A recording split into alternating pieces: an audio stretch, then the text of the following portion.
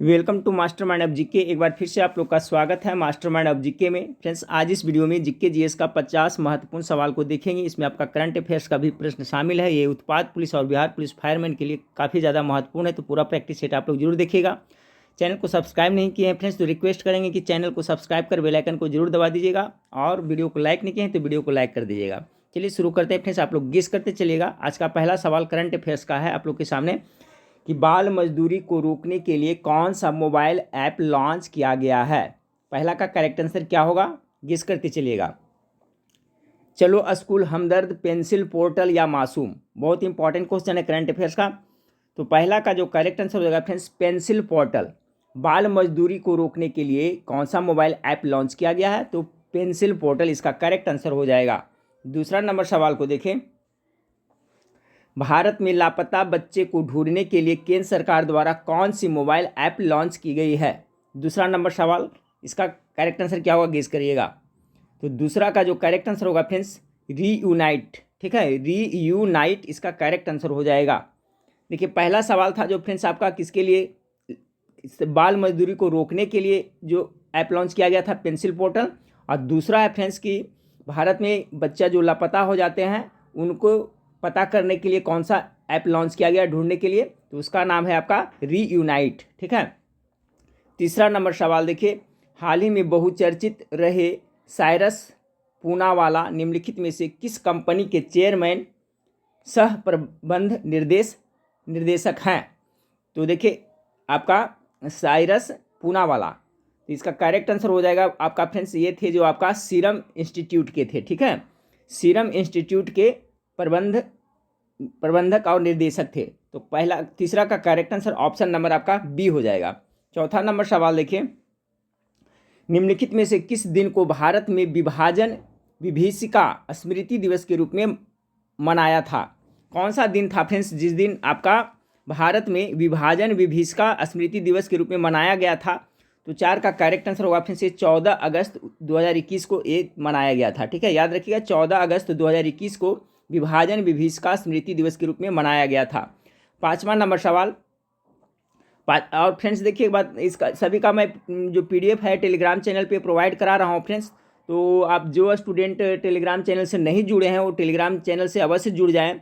इसके पहले वाले वीडियो का उसमें मैं आपका पीडीएफ प्रोवाइड करा दिया हूँ। इस वीडियो के नीचे डिस्क्रिप्शन में आपका मेरा टेलीग्राम चैनल का लिंक दिया हुआ है, वहाँ से आप लोग जरूर जुड़ जाइएगा। ठीक है, उस पर कुछ देर के बाद में इसका पीडीएफ भी प्रोवाइड करा दूंगा।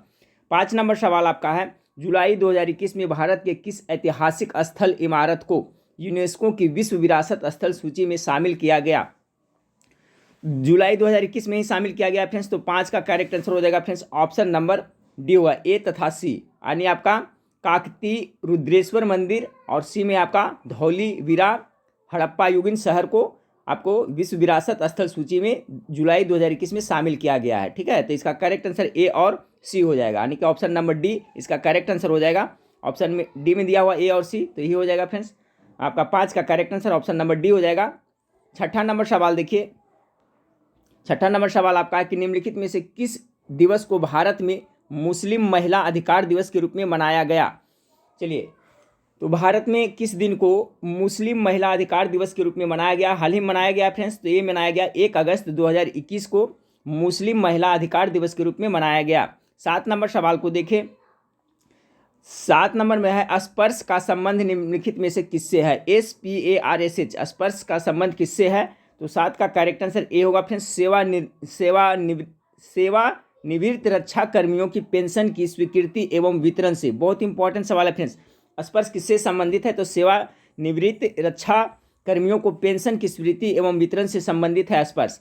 8 नंबर सवाल को देखिए। 8 नंबर सवाल है, पैरा ओलंपिक खेलों में स्वर्ण पदक जीतने वाली भारत की पहली और एकमात्र पैरा ओलंपिक महिला खिलाड़ी कौन है। इससे क्वेश्चन जरूर पूछा जाएगा फ्रेंड्स पैरा ओलंपिक से, तो इसका कॉन्सेप्ट आप लोग क्लियर रखिएगा। 8 का जो करेक्ट आंसर हो जाएगा friends, option number A, Avani Lekhara.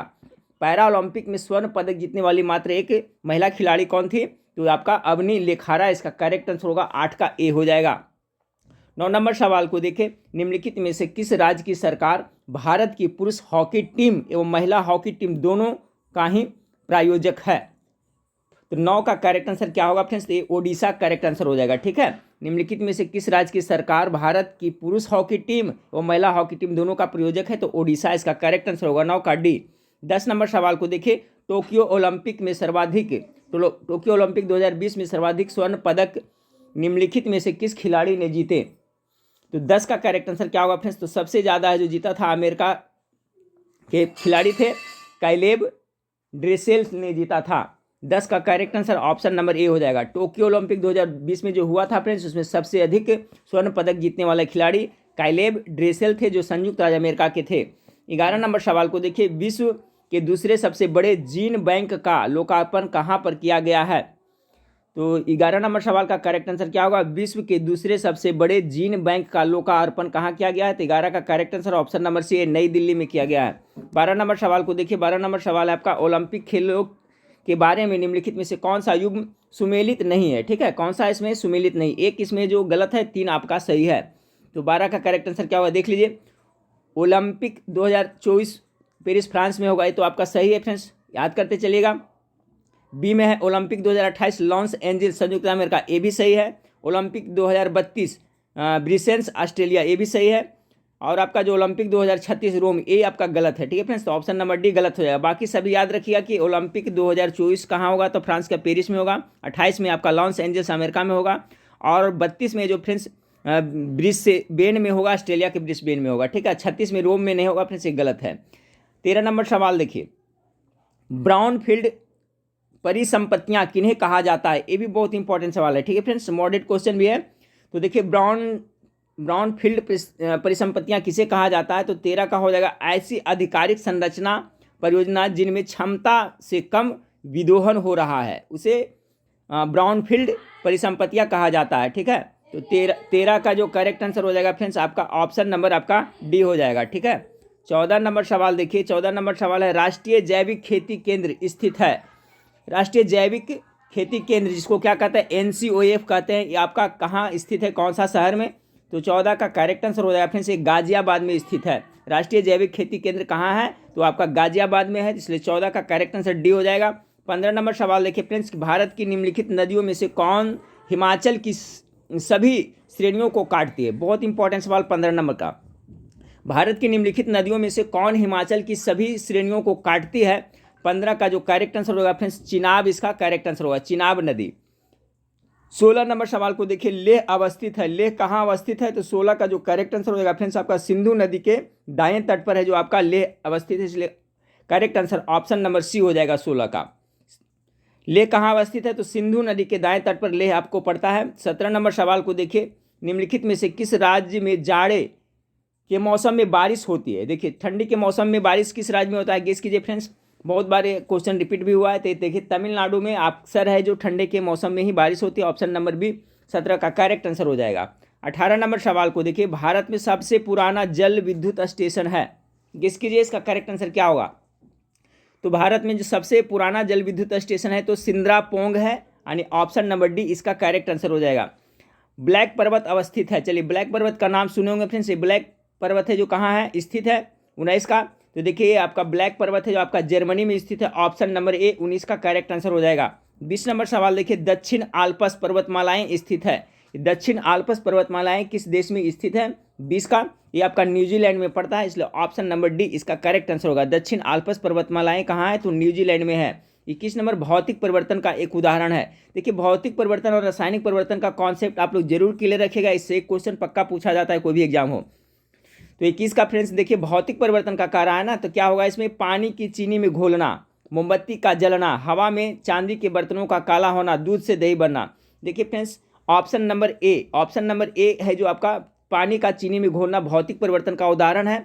बाकी आपको मोमबत्ती का जलना रासायनिक परिवर्तन है, हवा में चांदी के बर्तन का काला होना क्या है? रासायनिक परिवर्तन है, लोहे में जंग लगना क्या है? रासायनिक परिवर्तन है, दूध से दही बनना रासायनिक परिवर्तन है, और लकड़ी का जलना, कोयला का जलना, खाना का पकाना, ये सभी है जो फ्रेंड्स रासायनिक परिवर्तन के अंतर्गत आता है। जबकि पानी की चीनी में घोलना क्या है? भौतिक परिवर्तन, क्योंकि फ्रेंड्स फिर अगर जो पानी का घोल को जो सुखाइएगा तो पुनः वो चीनी बन जाएगा। ठीक है, तो ये भौतिक परिवर्तन का उदाहरण हो गया। जैसे कि आपका पानी को जो बर्फ बनता है फ्रेंड्स, ये भी भौतिक परिवर्तन का उदाहरण है, क्योंकि पानी से जब बर्फ बनता है, बर्फ को पिघलाइए तो फिर पुनः पानी बन जाएगा। तो ये सभी भौतिक परिवर्तन का, बाकी ये सभी से है जो फ्रेंड्स आपका रासायनिक परिवर्तन का उदाहरण है। मोती की रासायनिक संरचना क्या है? मोती, चलिए ठीक है फ्रेंड्स, मोती का क्या होता है 22 नंबर सवाल का। तो देखिए 22 का हो जाएगा मोती का आपका कैल्शियम कार्बोनेट हो जाएगा, ऑप्शन नंबर सी 22 का करेक्ट आंसर हो जाएगा। ठीक है, देखिए अंडे का जो बाहरी आवरण होता है वो भी होता है कैल्शियम कार्बोनेट होता है फ्रेंड्स, CaCO3 होता है, याद रखिएगा कैल्शियम कार्बोनेट का वो भी बना होता है। जो अंडे का बाहरी आवरण होता है सफ़ेद सफ़ेद, वो किसका बना होता है? कैल्शियम कार्बोनेट का बना होता है। उसी तरह से जो मोती का रासायनिक संरचना है वो भी है जो किससे होता है? तो कैल्शियम कार्बोनेट से होता है। तो 22 का correct answer option number C हो जाएगा। 23 नंबर सवाल को देखें, चंद्रमा पर किसी वस्तु का भार पृथ्वी पर उसके भार के बराबर होता है, कितना होता है? तो सभी को पता होगा 1/6 भाग होता है। 23 का correct answer option number B हो जाता है। ठीक है, 1/6 होता है। मान लिया कि यहाँ पर पृथ्वी पर कितना 60 kg है फ्रेंड्स, तो चंद्रमा पर कितना हो जाएगा आपका? 10 kg हो जाएगा। तो याद रखिएगा 6 भाग होता है। 23 का correct answer option number B हो जाएगा। 24 नंबर सवाल को देखिए, 24 नंबर सवाल आपका निम्नलिखित में से कौन सा एक सैप्रोफाइट मतलब क्या होता है? मृतोपजीवी है। तो 24 का जो आपका करेक्ट आंसर हो जाएगा फ्रेंड्स ऑप्शन नंबर सी, कवक और बैक्टीरिया जो कैसा है फ्रेंड्स आपका? मृतोपजीवी है। ठीक है, ये क्वेश्चन भी बहुत बार रिपीट हुआ था। 24 का correct answer option number C हो जाएगा। 25 नंबर रेफरेंस आपका सार्वत्रिक गुरुत्वाकर्षण नियतांक का विमीय सूत्र क्या है? तो देखिए इसका जो हो जाएगा फ्रेंड्स ऑप्शन नंबर बी है जो आपका सार्वत्रिक गुरुत्वाकर्षण नियतांक का विमीय सूत्र है। तो 25 का correct answer option number B हो जाएगा। 26 नंबर सवाल देखिए, गैस जो धान के खेत से उत्सर्जित होती है तथा भूमि के तापमान में वृद्धि करती है वह कौन है? चलिए 26 का गेस कीजिए, बहुत इंपॉर्टेंट ये भी है। धान के खेत से जो होता है फ्रेंड्स आपका मीथेन गैस होता है ना, ऑप्शन नंबर क्या हो जाएगा? डी इसका करेक्ट आंसर हो जाएगा। गैस जो धान के खेत से उत्सर्जित होती है वो कौन होती है? Methane gas. 27 नंबर सवाल देखिए फ्रेंड्स, वृक्ष की आयु वर्षों में निर्धारित की जाती है। चलिए वृक्ष की आयु किससे निर्धारित की जाती है? तो देखिए वृक्ष में क्या इसका जो वलय होता है फ्रेंड्स राउंड उसको संख्या के आधार पर ही किया जाता है, इसलिए ऑप्शन नंबर बी इसका करेक्ट आंसर होगा। बहुत इंपॉर्टेंट सवाल है। वृक्ष की आयु एक देखिए होता है जीवाश्म की आयु होता है फ्रेंड्स। ठीक है, जीवाश्म का जीव के अवशेषों का आयु को इसको कार्बन डेटिंग पद्धति से ज्ञात की जाती है। तो जीवाश्म की आयु अगर पूछेगा, उम्र पूछेगा तो कार्बन डेटिंग पद्धति से प्राप्त होता है। और एक होता है पृथ्वी की आयु। ठीक है, पृथ्वी की आयु तो यूरेनियम डेटिंग पद्धति से ज्ञात की जाती है, तो उसे भी याद रखिएगा। और अगर वृक्ष की आयु वर्षों में पूछेगा फ्रेंड्स तो उसका जो वलय होता है ना उसकी संख्या के आधार पर गिन करके किया जाता है। तो 27 का करेक्ट आंसर बी हो जाएगा। 28 नंबर सवाल देखिए, निम्नलिखित कार्बनिक पदार्थों में से कौन सा प्राकृतिक में सर्वाधिक प्रचुरता में पाया जाता है? 28 का निम्नलिखित कार्बनिक पदार्थों में कौन सा प्राकृतिक में सर्वाधिक प्रचुरता में पाया जाता है? तो 28 का करेक्ट आंसर हो जाएगा फ्रेंड्स आपका ऑप्शन नंबर बी, सेलुलोज पाया जाता है। 29 नंबर निम्नलिखित में से कौन एक कीट के शरीर से निकला स्राव है? तो देखिए कीट के शरीर से निकला स्राव क्या होगा फ्रेंड्स? गेस कीजिए, मोती, मूंगा, लाख, गोंद। तो 29 का करेक्ट आंसर हो जाएगा फ्रेंड्स ऑप्शन नंबर सी। ये आपका जो लाख निकलता है ना वो कोई कीट के स्राव से होता है। ठीक है, 30 नंबर मच्छरों के नियंत्रण हेतु प्रयोग होने वाली कीटभक्षी मछली कौन सा है? कौन सा कीटभक्षी मछली है जो मच्छर को लार्वा को खाता है फ्रेंड्स? 30 का करेक्ट आंसर हो जाएगा फ्रेंड्स, इसका नाम है गैम्बूसियसा। गैम्बूसियसा एक ऐसा मतलब कि मछली है फ्रेंड्स जो क्या है कि मच्छर के जो नियंत्रण हेतु उसके प्रयोग किया जाता है, उसका लार्वा को खा जाता है। तो 30 का correct answer option number C हो जाएगा। 31 नंबर पेशी थकान के लिए निम्नलिखित में से कौन उत्तरदायी है? पेशी फ्रेंड्स जो आपका टेहने घटने में जो जम जाता है जिससे दर्द होता है, थकान महसूस होता है, क्या हो जाएगा 31 का? तो सभी को लैक्टिक अम्ल के जमा होने से इस तरह से होता है, थकान होता है, पेशी में दर्द भी होता है। तो 31 का correct answer option number D हो जाएगा। 32 नंबर सवाल को देखिए, मानव पोषण के लिए टमाटर बहुत बहुल स्रोत है। तो देखिए पहले भी बता चुका हूँ फ्रेंड्स, टमाटर है जो किसका प्राकृतिक स्रोत है? तो ये आपका ऑक्जेलिक अम्ल पाया जाता है, ऑक्जेलिक एसिड टमाटर में पाया जाता है ना, तो ऑप्शन नंबर आपका डी करेक्ट आंसर हो जाएगा। सिट्रिक अम्ल है जो खट्टे फलों में पाया जाता है फ्रेंड्स, एसिटिक अम्ल है जो आपका सिरका में पाया जाता है। ठीक है, 33 नंबर सवाल को देखिए कि निम्नलिखित प्रधानमंत्रियों में से किसने भारत में क्रिप्स मिशन भेजा था? तो क्रिप्स मिशन भारत में किसने भेजा था फ्रेंड्स? गेस कीजिए इसका करेक्ट आंसर क्या होगा। 33 नंबर सवाल का करेक्ट आंसर क्या होगा फ्रेंड्स? 32 का तो हो गया फ्रेंड्स आपका कि मानव पोषण के लिए टमाटर बहुल स्रोत है, तो 32 का जो करेक्ट आंसर हो गया था आपका ऑक्जेलिक अम्ल है ना, टमाटर में ऑक्जेलिक अम्ल पाया जाता है। और 33 नंबर सवाल है, तो 33 नंबर सवाल का क्या होगा बताइएगा। तो 33 नंबर सवाल आपका है फ्रेंड्स कि निम्नलिखित प्रधानमंत्रियों में किसने भारत में क्रिप्स मिशन भेजा था? तो 33 का जो करेक्ट आंसर होगा फ्रेंड्स आपका विंस्टन चर्चिल। ठीक है, विंस्टन चर्चिल इसका करेक्ट आंसर होगा। 33 का जो करेक्ट आंसर हो जाएगा आपका क्रिप्स मिशन, तो आपका विंस्टन चर्चिल इसका 33 का करेक्ट आंसर हो जाएगा। अगला सवाल को देखते हैं फ्रेंड्स। अगला सवाल 34 नंबर सवाल देखते हैं कि निम्नलिखित में से कौन कांग्रेस रेडियो पर भारत छोड़ो आंदोलन की अवधि में नियमित रूप से कार्यक्रम प्रसारित करता था। तो चलिए गेस कीजिए 34 का करेक्ट आंसर क्या होगा, तो राम मनोहर लोहिया हो जाएगा। ठीक है फ्रेंड्स, ये भी इंपॉर्टेंट सवाल है कि कांग्रेस रेडियो पर भारत छोड़ो आंदोलन की अवधि में, जब भारत छोड़ो आंदोलन 1942 में हुआ था तो उस समय रेडियो पर जो नियमित कार्यक्रम के रूप में कौन प्रस्तुत करते थे, तो राम मनोहर लोहिया। 34 का करेक्ट आंसर सी हो जाएगा। 35 नंबर सवाल देखिए, भारत छोड़ो आंदोलन के समय निम्नांकित में से किसने कांग्रेस रेडियो का प्रसारण किया था। वही क्वेश्चन है जो गुला दिया है फ्रेंड्स। नहीं, एक मिनट फ्रेंड्स, इसमें कुछ और कर रहा था, इसमें एक और कुछ कर रहा है। ठीक है, देखिए यहाँ कर रहा है कि निम्नलिखित में से कौन रेडियो पर भारत छोड़ो आंदोलन की अवधि में नियमित रूप से कार्यक्रम प्रसारित करता था। यहाँ भारत छोड़ो आंदोलन के समय निम्नांकित में से किसने कांग्रेस रेडियो का प्रसारण किया था। ठीक है, कांग्रेस रेडियो का प्रसारण किया था। इसका करेक्ट आंसर हो जाएगा फ्रेंड्स आपका उषा मेहता हो जाएगा। ठीक है, तो 35 का correct answer option number C हो जाएगा। अगला सवाल आपका है, तीसरी शताब्दी में वाकाटक वंश की संस्थापक कौन था। 36 का, तो देखिए तीसरी शताब्दी में वाकाटक वंश के जो संस्थापक थे, 36 का correct answer option number B होगा, विंध्याशक्ति। इसका correct answer option number B हो जाएगा 36 का। 37 नंबर सवाल को देखिए, निम्नलिखित में से कौन सी घटना सबसे पहले हुई है। तो 37 का करेक्ट आंसर होगा फ्रेंड्स, दीनबंधु मित्र ने नील दर्पण का लेखन किया था। ठीक है, स्वामी दयानंद ने आर्य समाज के तहत, आर्य समाज की स्थापना 1875 हुआ था, उसके पहले ही आपका दीनबंधु ने नील दर्पण लिखा था। तो ऑप्शन नंबर बी इसका करेक्ट आंसर होगा 37 का। 38 नंबर सवाल को देखिए, 38 नंबर सवाल आपका क्या कर रहा है फ्रेंड्स, मिलान करने के लिए कर रहा है।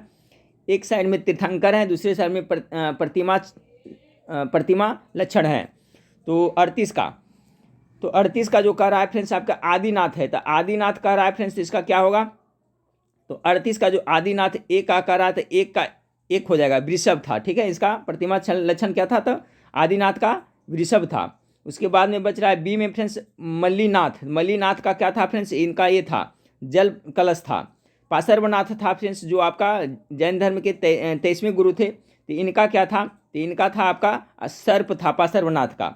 बच गया आपका फ्रेंड्स ऑप्शन संभवनाथ। तो संभवनाथ का क्या हो जाएगा आपका अश्वद हो जाएगा, यानी 4 का 2 हो जाएगा। तो ऑप्शन नंबर 38 का ए करेक्ट आंसर हो जाएगा। 39 नंबर सवाल को देखिए, 39 नंबर सवाल आपका है, भारतीय इतिहास के संदर्भ में निम्नलिखित में से कौन भावी बुद्धि है जो संसार की रक्षा हेतु अवतरित होंगे। 39 का करेक्ट आंसर होगा फ्रेंड्स मैत्रेय। इसका करेक्ट आंसर क्या होगा, मैत्रेय। 40 नंबर सवाल को देखिए, 40 नंबर सवाल आपका है, 1920 में निम्नलिखित में से किसने अपना नाम परिवर्तित कर स्वराज सभा रख लिया। 40 का करेक्ट आंसर ऑप्शन नंबर ए, all India home rule league ने 1920 ईस्वी में अपना नाम परिवर्तित कर स्वराज सभा रख लिया था। 41 नंबर सवाल को देखिए, 41 नंबर सवाल आपका है, निम्नलिखित में से किस महापुरुष ने मैजनी गौरीबल्डी शिवाजी तथा श्री कृष्ण की जीवनी लिखी थी।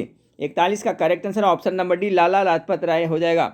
अगला सवाल देखिए, 42 नंबर सवाल है, निम्न में से कौन 1946 में गठित प्रथम अंतरिक्ष राष्ट्रीय सरकार का सदस्य नहीं थे। तो अंतरिम राष्ट्रीय सरकार 1946 में जो गठन हुआ था इसका सदस्य कौन नहीं थे, तो 42 का करेक्ट आंसर होगा डॉक्टर एस राधाकृष्णन नहीं थे। 43 नंबर सवाल देखिए, संविधान सभा का विचार सबसे पहले किसने प्रस्तुत किया था कि भारत के लिए एक संविधान जरूरी है। 43 का करेक्ट आंसर हो जाएगा फ्रेंड्स आपका, गेस कीजिए, सबसे पहले कह रहा है ना, संविधान सभा का विचार सबसे पहले किसने प्रस्तुत किया था कि भारत के लिए एक संविधान होगा। 43 का करेक्ट आंसर है स्वराज पार्टी 1934, इसका करेक्ट आंसर हो जाएगा। ठीक है, अगला सवाल 44 नंबर सवाल को देखिए, 44 नंबर सवाल है, निम्नलिखित में से कौन सा विषय राज्य सूची के अंतर्गत आता है। 44 का, तो राज्य सूची के अंतर्गत कहाँ आएगा फ्रेंड्स, तो बाजार और मेले ये सभी जो राज्य सूची के अंतर्गत आता है, बाकी है जो ये सभी वन्य पशु ये सब इसके अंतर्गत नहीं आता है। तो बाजार और मेले इसका करेक्ट आंसर होगा 44 का। 45 नंबर सवाल है कि आपका कितना ईस्वी में पहली बार केंद्रीय विधायिका में द्विसदनीय व्यवस्था लागू की गई थी। तो इसका जो करेक्ट आंसर होगा क्या होगा फ्रेंड्स, 45 का correct answer option number B होगा, भारत सरकार अधिनियम 1919 ने पहली बार केंद्रीय विधायिका में द्विसदनीय व्यवस्था लागू की थी। 45 का करेक्ट आंसर बी हो जाएगा। 46 नंबर सवाल है, प्रथम राज्यसभा का गठन किस वर्ष में हुआ था। 46 का करेक्ट आंसर हो जाएगा ऑप्शन नंबर ए, 1952 में प्रथम बार राज्यसभा का गठन हुआ था। 47 भारत सरकार अधिनियम 1935 दास्ता का नया चार्टर था, यह किसने कहा था। 47 का correct answer option number C, Jawaharlal Nehru ने कहा था कि भारत सरकार अधिनियम 1935 दास्ता का नया चार्टर था। अगला सवाल है फ्रेंड्स आपका, भारतीय संविधान के किस संशोधन द्वारा अनुसूचित जाति तथा अनुसूचित जनजाति आयोग के गठन की व्यवस्था की गई। तो 48 का correct answer option number C 65वां संविधान संशोधन 1990। 49 का देखिए फ्रेंड्स कि किस संविधान संशोधन द्वारा मंत्रिपरिषद की संख्या 15% निर्धारित की गई थी। 49 का करेक्ट आंसर 51वां संविधान संशोधन में। आज का लास्ट सवाल देखते हैं फ्रेंड्स कि भारत के महान न्यायवादी के विषय में क्या सत्य नहीं है। तो 50 का करेक्ट आंसर होगा इसका वेतन उच्चतम न्यायालय के न्यायाधीश के समान होता है, ये सत्य नहीं है। तो 50 का correct answer option number C हो जाएगा। ठीक है फ्रेंड्स, तो ये देखिए 50 प्रश्न था आपका जीके जीएस, इसमें करंट अफेयर्स का भी प्रश्न शामिल था फ्रेंड्स। और आपको अब ज़्यादा नहीं 1 से 2 दिन में आपको एप्लीकेशन भी अब तैयार हो गया फ्रेंड्स, आप लोग को मैं प्रोवाइड करा दूंगा। ठीक है, चलिए नेक्स्ट वीडियो में फिर मिलते हैं। देखने के लिए थैंक यू, धन्यवाद।